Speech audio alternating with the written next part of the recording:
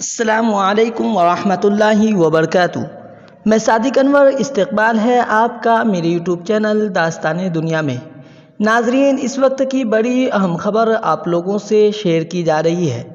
یمن کے صوبہ البیدہ میں ایک آنکھ والے بچے کی پیدائش ہوئی جو 7 گھنٹے بعد چل بسا۔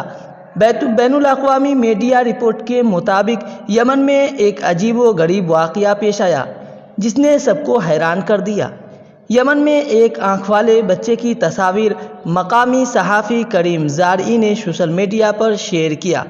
صحافی نے تصاویر پوسٹ کرتے ہوئے بتایا کہ گزشتہ 5 صدیوں میں اب تک دنیا بھر میں صرف 6 بچے ایک آنکھ والے پیدا ہوئے۔